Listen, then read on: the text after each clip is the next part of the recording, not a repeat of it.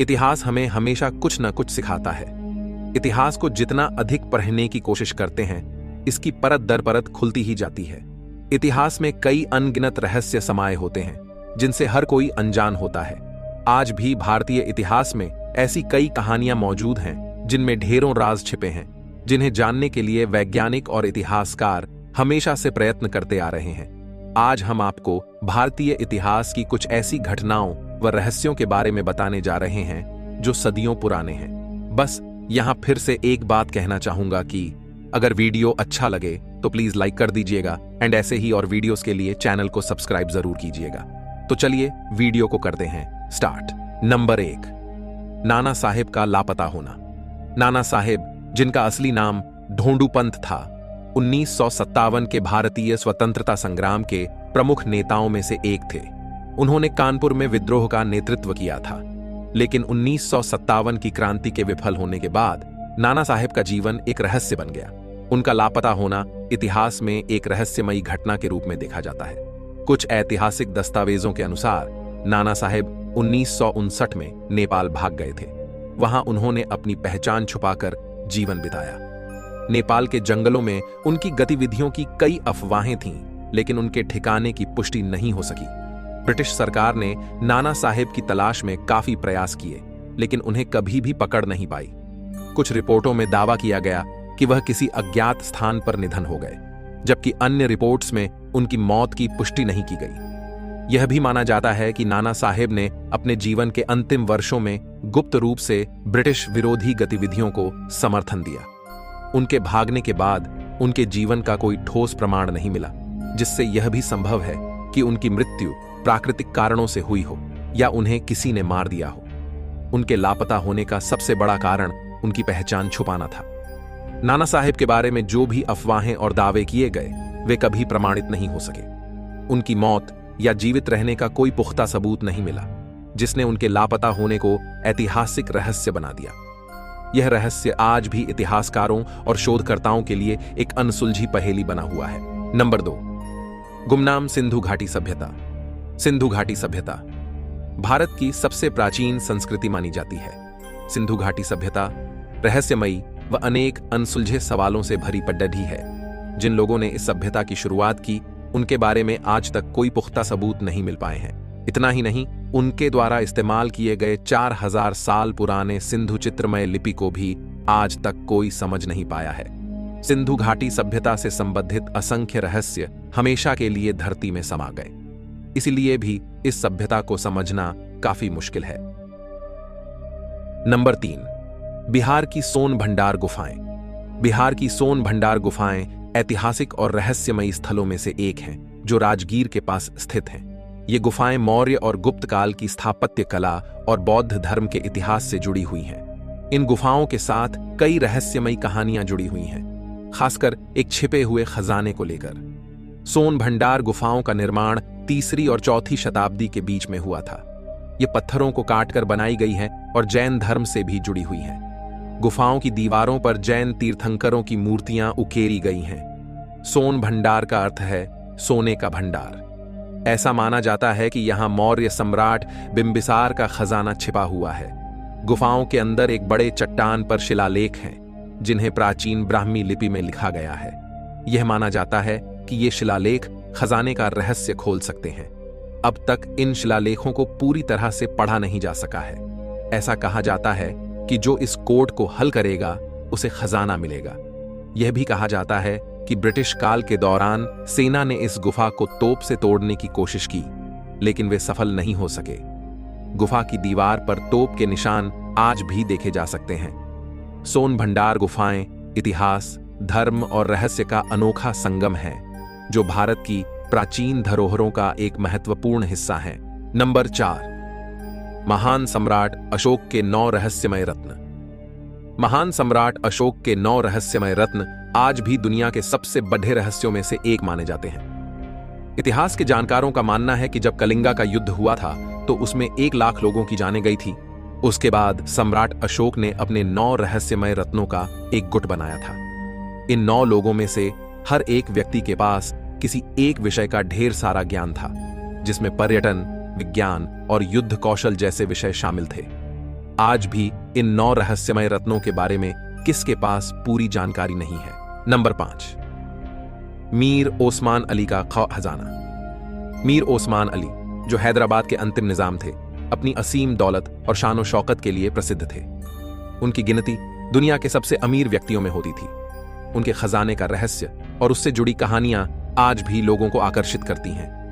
मीर ओस्मान अली के पास सोने, चांदी और कीमती रत्नों का विशाल भंडार था। उनकी संपत्ति में बहुमूल्य हीरे जैसे जैकब डायमंड शामिल था। यह हीरा दुनिया के सबसे बड़े हीरों में से एक है। ऐसा कहा जाता है कि उनकी संपत्ति का एक बड़ा हिस्सा महल के तहखानों और गुप्त कक्षों में छिपा हुआ था। इनमें कई ऐसी जगहें थीं जो कभी खोजी ही नहीं गईं। लोक कथाओं के अनुसार खजाने का एक हिस्सा महलों और गुफाओं में छिपा हुआ था। कुछ लोगों का मानना है कि निजाम के गुप्त कक्षों में आज भी कीमती सामान मौजूद हो सकता है। निजाम का खजाना केवल उनके महलों तक सीमित नहीं था। उन्होंने अपनी संपत्ति का एक बड़ा हिस्सा ब्रिटिश बैंकों में भी जमा किया था। भारत के विलय के बाद 1948 में हैदराबाद को भारत में शामिल कर लिया गया। इसके बाद मीर ओस्मान अली के खजाने का बड़ा हिस्सा भारत सरकार के अधीन आ गया। खजाने से जुड़ी रहस्यमयी कहानियां और विवाद आज भी इतिहासकारों और खजाने के शौकीनों को रोमांचित करती हैं। नंबर 6, चरामा की एलियन नुमा शैल चित्र। भारत के छत्तीसगढ़ राज्य के बस्तर क्षेत्र के चरामा गुफाओं में मिले शैल चित्र ने वैज्ञानिकों और इतिहासकारों का ध्यान आकर्षित किया है। ये शैल चित्र लगभग 10,000 साल पुराने माने जाते हैं और इनमें कुछ ऐसी आकृतियां हैं जो एलियन और उड़नतश्तरी जैसी दिखती हैं। इन चित्रों में सिर का आकार सामान्य से बड़ा और आंखें बड़ी बड़ी दिखती हैं, जो आधुनिक काल में एलियंस के पारंपरिक चित्रण से मिलती जुलती हैं। कई आकृतियों में दिखाया गया है कि ये प्राणी विशेष प्रकार के वस्त्र और उपकरण धारण किए हुए हैं। कुछ चित्रों में ऐसी आकृतियां दिखती हैं जो उड़नतश्तरी या उड़ने वाले वाहन की तरह प्रतीत होती हैं। भारतीय पुरातत्व सर्वेक्षण ASI और अन्य वैज्ञानिक इन शैल चित्रों का अध्ययन कर रहे हैं। इन चित्रों के पीछे के रहस्य को जानने के लिए आगे की खोज और विश्लेषण आवश्यक है। हालांकि इन शैल चित्रों के बारे में कोई ठोस निष्कर्ष अभी तक नहीं निकला है, लेकिन वे प्राचीन मानव सभ्यता और उनकी कल्पनाओं की झलक प्रदान करते हैं। ये चित्र न केवल ऐतिहासिक महत्व रखते हैं, बल्कि संभावित परग्रही जीवन के अध्ययन में भी मददगार हो सकते हैं। नंबर 7, जयगढ़ किले का शाही खजाना। जयगढ़ किला, जो राजस्थान की राजधानी जयपुर के पास स्थित है, न केवल अपनी भव्यता और स्थापत्य के लिए प्रसिद्ध है, बल्कि इसके शाही खजाने से जुड़ी रहस्यमयी कहानियों के लिए भी जाना जाता है। यह किला अरावली पहाड़ियों पर स्थित है और इसका निर्माण महाराजा सवाई जयसिंह द्वितीय ने 1726 में करवाया था। इसे विजय किला भी कहा जाता है। जयगढ़ किले के साथ एक प्रसिद्ध किंवदंती जुड़ी हुई है कि यहां मुगल सम्राटों के विशाल खजाने को छिपा कर रखा गया था। कहा जाता है कि यह खजाना औरंगजेब के शासनकाल में जयगढ़ लाया गया और यहां छुपा दिया गया। माना जाता है कि यह खजाना इतनी बड़ी मात्रा में था कि इसे जयगढ़ किले की सुरक्षा के लिए छुपाया गया था। 1950 और 1970 के दशक में इस खजाने की खोज को लेकर भारत सरकार ने यहां खुदाई भी करवाई थी। तत्कालीन प्रधानमंत्री इंदिरा गांधी के आदेश पर सेना ने किले के कई हिस्सों की छानबीन की। हालांकि इस खुदाई में खजाने का कोई पुख्ता सबूत नहीं मिला।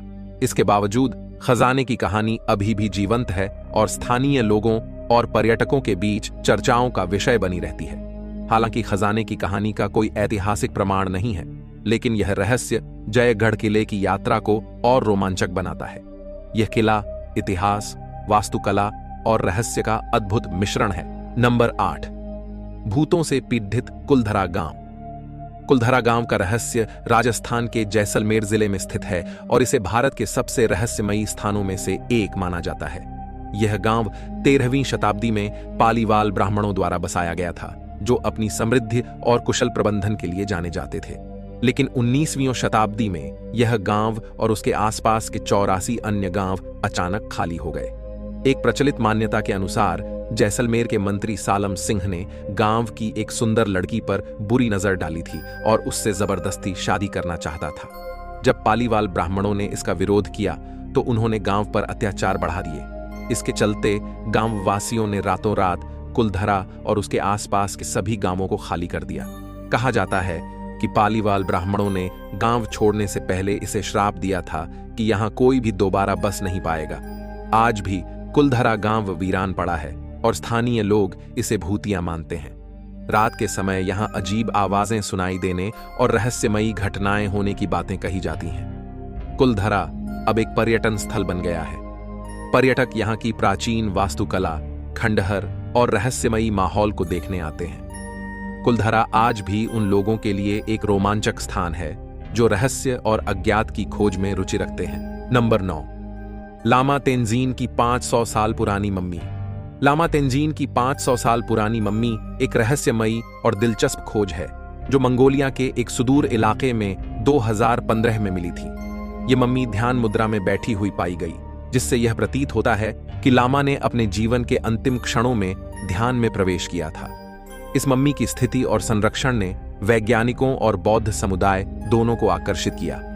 लामा तेंजीन की मम्मी कमल मुद्रा में बैठी हुई है, जो बौद्ध ध्यान की एक पारंपरिक मुद्रा है। बिना किसी आधुनिक तकनीक के मम्मी का संरक्षण बेहद प्रभावी है।